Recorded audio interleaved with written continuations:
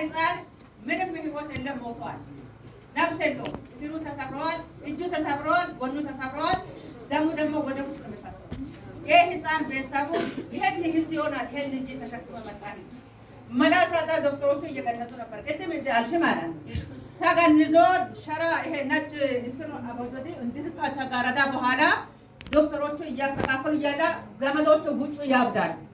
ከዛ ደግሞ ጎረቤት አለች እዚህ ሰፈር ከኔ ሰፈር ሄደችው ጎረቤት እስቲ ጎረቤት ትደውልና እማማ ወይ ዘይት አለው ወይ እንደ የና ቤት ታጉዛ ይነረት እኮ ይሄው ሁለት ብልቃጥ አለ ቶሎ ባሉና ሞተር ሊካለው በሞተር ላኩ አለ።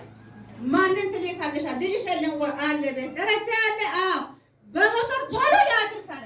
አሁንም ምንም ሳልከፍተው ከዚህ ወጥቶ እንደገና የሞታ ሰው ሲነሳ ለምስክርነት ነው። እኔም ለማአት ነው ለጌታም ደግሞ ክብር ልሰጣን ወልብና ያንን ዘይት እንደገና ሆስፒታል ላኩ።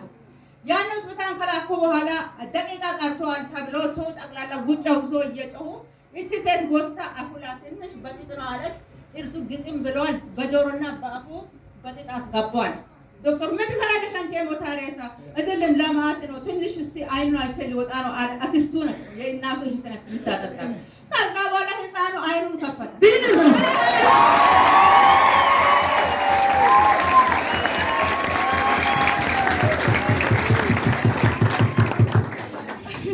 በጣም ደስ የሚል ነገር። ይሄ ልጅ ደግሞ ትናንትና ከሆስፒታል አውጥቶ ቤት ሲመጣ እኔ ደጅላ ስለዚህ ብዬ እንኳን እዛ ስር ሳልደርስ አንተን አይቼ ከሳት ሞት ከዳንቴ ክብሩ የዘይት ነው የዶክተሩም አይደለም ይጠግኑ እንጂ ጀሶ ያስሩ እንጂ ደሙን ይጥዱ እንጂ የቀደመ ጌታ ነው ብዬ ነው ይሄንን ልነግር የመጣው።